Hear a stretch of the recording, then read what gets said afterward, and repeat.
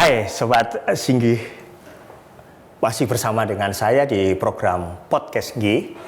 Dan saya akan melanjutkan di bagian kedua ini berbicara tentang kekerasan seksual. Masih bersama saya tentunya Ibu Audra Giovanni. Kasus kekerasan seksual tidak hanya terjadi antara dosen mahasiswa, tetapi sesama kolega.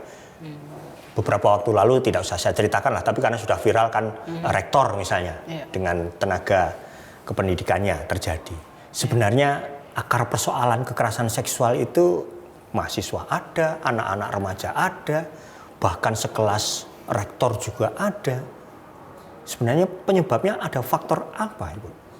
Ya, itu yang saya sampaikan tadi ya Pak ya, budaya patriarki juga punya kontribusi yang besar gitu loh, bahwa laki-laki memposisikan diri sebagai posisi yang dominan gitu loh. Jadi dia memperlakukan perempuan atau misalnya jenis kelamin di luar laki-laki itu ya seperti yang orang kedua, maksudnya bisa disuruh-suruh gitu ya, atau tidak menghargai dia secara utuh gitu loh, sehingga ya hal itu terjadi gitu.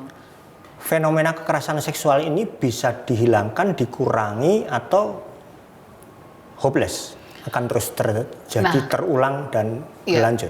Nah, kalau kita lihat contoh yang ideal gitu ya, kayak misalnya negara-negara di dunia ini kan, Eropa salah satunya yang baik ya terkait dengan kesetaraan gender, bagaimana ada penghargaan terhadap perempuan bahwa ya posisi laki-laki dan perempuan itu sama, termasuk juga bagaimana dia melihat perempuan gitu loh, tidak melihat gendernya dia bagaimana sehingga dia melakukan ketidakadilan atau kekerasan tadi.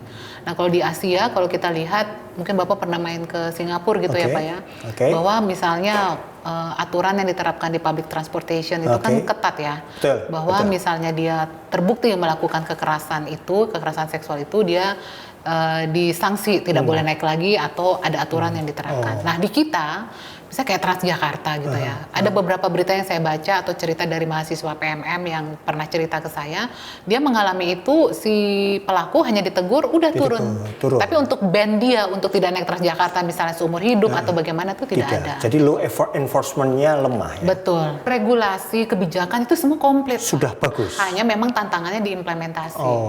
Itu yang kalau yang saya lihat gitu ya Pak ya. Kayak misalnya di kampus saja nih ya, pembentukan satgas, belum semua loh kampus itu punya satgas. Itu mungkin teknis atau karena belum punya kesadaran ya? Ada banyak faktor gitu, bisa juga teknis, belum punya kesadaran atau dianggap tidak penting gitu. Kampus ini sangat berpotensi terjadinya peluang kekerasan seksual. Harusnya kan jadi tempat yang aman buat mahasiswa ya. Dan harusnya satgas itu ada di situ ya. Iya betul, karena gini Pak, misalnya mahasiswa menjadi korban gitu, dia selesai kuliah, hal yang berhubungan dengan kampus dia berada tuh membuat dia trauma atau membuat dia mohon maaf ya benci gitu atau sedih gitu. Lain halnya kalau misalnya dia happy, bahagia gitu ya, nyaman di kampus, dia akan ngomong hal yang baik tentang kampus. Padahal kalau kekerasan seksual itu sampai terblow up di media atau media sosial, sebenarnya reputasi dan citra perguruan tinggi itu juga sebenarnya sangat buruk ya. Dan itu berdampak kepada mahasiswa baru sebenarnya. Betul. Bisa juga dilihat begini, kenapa banyak laporan yang diberikan kepada satgas atau misalnya pimpinan fakultas atau universitas, itu artinya ada kesadaran yang disadari oleh kita sebagai sivitas akademika bahwa kekerasan itu tidak boleh terjadi. Tapi bisa nggak sih di shock terapi gitu Bu? Maksud saya sanksi, ketika terjadi kekerasan seksual ya diviralkan saja di kampus itu biar. Nah ini kan kalau nggak diberitahu, bukan ditutup-tutupi ya, memang untuk melindungi si korban. Kan kita nggak merasa, wah kampus ini nggak ada masalah kok dengan hal betul. Gitu. Nah di permen itu jelas ya Pak diatur ya, misalnya dia melakukan kekerasan seksual atau KS itu ada sanksinya, ada ringan, sedang, dan berat. Nah kalau yang ringan dia tuh permintaan maaf di media online maupun di media cetak atau permintaan maaf secara terbuka. Tetapi kalau misalnya dia sedang, dia itu bisa diberhentikan. Kalau misalnya dia berat, maksudnya diberhentikan kalau struktural ya Pak ya. Kalau misalnya dia berat, dia harus diberhentikan. Jadi di-non-jobkan begitu ya? Di-non-jobkan, tunjangan semua nggak dapet. Tapi kalau misalnya dia berat, dia dikeluarkan. Ya. Tapi sekali lagi Pak, yang perlu kita ketahui bahwa yang banyak menjadi korban itu adalah mahasiswa. Walaupun tidak tertutup kemungkinan itu adalah tenaga kependidikan. Nah, tenaga kependidikan itu bisa saja menjadi korban karena relasi kuasa tadi gitu loh. Contohnya macam-macam gitu Pak, diajak lembur, disuruh ngerjain tugas di tempat lain. Apapun lah ya gitu. alasannya ya, yang penting bisa. Belum ya, apalagi kalau dia masih kontrak. Dia kan takut, pasti dia nurut gitu. Pasti nurut, karena powerless tadi itu ya. Betul. Nah kalau saya pikir ya, kalau misalnya kita nih ya laki-laki dan perempuan menghargai laki-laki dan perempuan lain sebagai manusia, menghargai haknya dia, hak asasi manusia dia, kesetaraan dia, ini nggak akan terjadi. Jadi kata kuncinya ada kesadaran di dalam diri masing-masing. Ya, kesadaran diri masing-masing untuk menghargai orang lain dengan UKI ini saya pikir punya kekhasan ya Pak ya. Kita kan punya nilai-nilai Kristiani ya, nilai-nilai UKI yang ada 6 itu ya.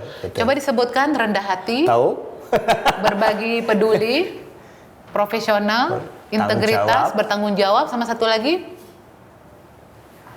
apa ya? Aduh. Ini penting loh, ini yang perempuan. Nah, integritas. Ini semua kalau kita terapkan benar-benar Pak, percaya deh nggak terjadi. Harus diakui sekali lagi, pelecehan seksual atau sexual harassment, sexual abuse atau kekerasan seksual itu korbannya lebih banyak perempuan, betul ya Bu ya? Betul. Nah di kampus khususnya dosen dan mahasiswa saya sudah tinggalkan lah, tadi sudah cukup panjang lebar dibicarakan sesama mahasiswa. Iya. Ini kan boleh dibilang tidak ada relasi kuasa nih. Iya. Artinya ketika tidak ada relasi kuasa bukan berarti kedua-duanya sebenarnya bisa saling menyenangi, bisa saling menikmati, bahkan membuat hati menjadi berbunga-bunga ketika cowok itu melakukan tindakan-tindakan fisik. Belajar gitu ya. Iya, seolah-olah seperti itu. Padahal si cowok ini ya sebenarnya sudah melakukan tindakan pelecehan kan begitu. Iya, betul. Perempuan harus bagaimana? Mahasiswa maksudnya terhadap mahasiswa. Kalau terhadap dosen tadi ada kemungkinan dia free fly dan melarikan diri karena relasi kuasanya jelas berbeda. Tapi kalau sesama mahasiswa kan harusnya bisa berani. Tapi kalau mahasiswa merasa senang, enjoy, ya tipsnya yang paling apa? Iya, misalnya tindakan paling ringan gitu ya Pak, catcalling gitu ya. Catcalling. Iya, catcalling itu dia dengan sesama mahasiswa ya, atau cantik gitu. Cantik. Gitu. Iya, yang kami temui gitu ya. Mahasiswa itu nggak tahu kalau itu bentuk kekerasan. Ya, dan bahkan ada yang merasa, tapi merasa bahagia, bangga juga bisa loh Bu, dibilang cantik gitu. Karena memang si perempuan ini cantik, gitu katalah. Cantik menurut versi laki-laki yang mau, halo cantik gitu. Dan perempuan cantik dan perempuan ini malah seneng gitu. Apa masalahnya Bu?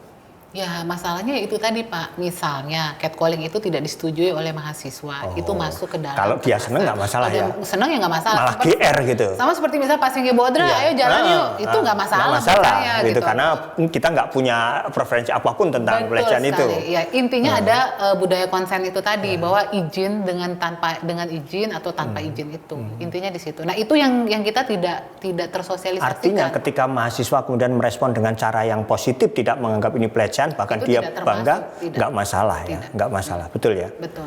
Kalian dengar nih ya, jadi yang mahasiswa-mahasiswi ini, tapi cowok juga harus menghargai ya. Kalau ada perlakuan-perlakuan dari teman mahasiswamu, kalau Anda merasa itu mengganggu, tunjukkan. Ya kalau tapi Anda merasa bahwa itu bagian dari pujian terhadap dirimu, ya syukurilah. Ya, jadi tolong itu perhatikan. Nah, Bu Audra. Ya, Pak. Saya akan lebih spesifik nih tentang Satgas PPKS, Pencegahan dan Penanganan Kekerasan Seksual. Mengapa harus ada Satgas? Itu atau sekedar untuk gagah-gagahan atau hanya untuk mengikuti peraturan menteri atau bagaimana? Iya, ya memang ini berangkat dari tingginya kasus gitu ya Pak, di perguruan tinggi. Berangkat dari keprihatinan, ya, realitas itu ya. Betul. Oke. Makanya Pak Menteri, Pak Nadiem ya, mengeluarkan Permen ini nomor 30 tahun 2021 tentang pencegahan dan penanganan. Nah di Permen itu semua universitas itu wajib memiliki Satgas. Ini termasuk UKI. Direction dari peraturan. Betul. Ya, wajib ya. Betul. Oke. Peran, tugas, fungsi atau tupoksi Satgas yang paling penting apa? Kalau di dalam permennya ada 9 Pak. Ya, ada 9. Jadi intinya dia tuh membantu rektor dalam mengatasi kasus-kasus kekerasan gitu ya. Walaupun di UKI kan kita punya kode etik ya. Kode etik atau senat juga gitu ya yang menangani kasus ini. Kita juga melakukan survei. Nah survei ini penting untuk melihat bahwa mahasiswa ini memahami nggak sih apa itu KS gitu, apa itu kekerasan seksual. Bisa saja karena dia nggak memahami dia cuek gitu. Termasuk juga bukan untuk mahasiswa Pak, untuk dosen dan tendik gitu loh, untuk tenaga kependidikan.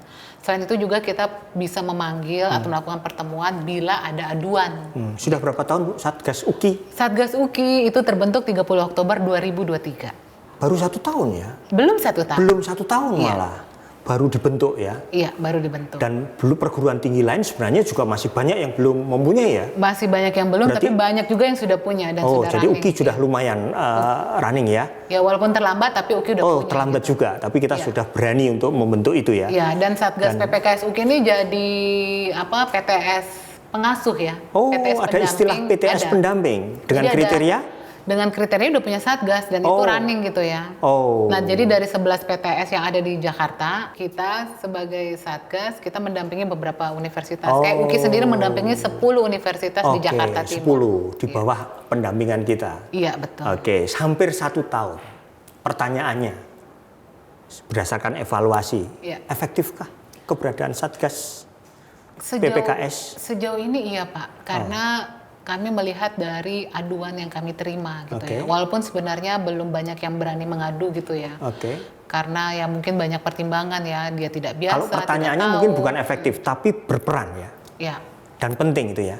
penting Pak. Catatan evaluasi yang penting untuk dikritisi Ibu sebagai Ketua Satgas kalau mau otokritik terhadap Satgas supaya lebih powerful begitu. Ya itu kunci satu-satunya itu kita harus banyak sosialisasi. Kata Itu kuncinya kunci yang paling sosialisasi. efektif. Jadi orang tahu kan, menyadarkan orang kan dengan cara bicara, menyampaikan gitu. Nah sosialisasi nggak harus ngomong seperti ini, lewat video, lewat flyer, Dan itu sudah dibuat ya. infografis, dalam Program ke proses. depan yang paling real Sosialisasi. masih sosialisasi. Masih sosialisasi. Dengan cara konvensional mendatangkan mereka lalu diberikan Iya. sosialisasi secara langsung. Ya itu salah satunya, Oke. karena biar bagaimanapun itu juga efektif ya. Kemudian melalui infografis, Bagaimana YouTube. animo anak-anak? Ini baru akan, yang sebelumnya kami sudah lakukan 2023, Itu kerjasama dengan Posat. termasuk kewajiban atau ya yang mau saja?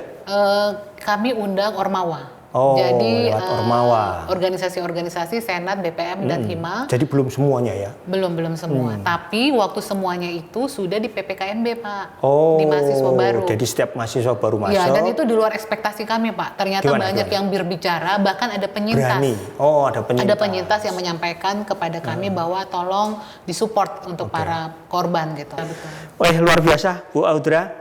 Terima kasih untuk pencerahannya, terima kasih untuk sharingnya, terima kasih untuk tips-tipsnya bagaimana kita menyadari bahwa kekerasan seksual itu bisa terjadi kapanpun terhadap siapapun, tidak hanya terhadap mahasiswa atau perempuan, tapi juga terhadap laki-laki. Betul ya Bu? Betul sekali. Dan yang kedua, setiap kita mestinya punya kesadaran yang luar biasa bahwa Tuhan menciptakan kita sesama manusia itu bukan untuk dilecehkan, tetapi untuk dihargai keberadaannya. Betul ya? Betul.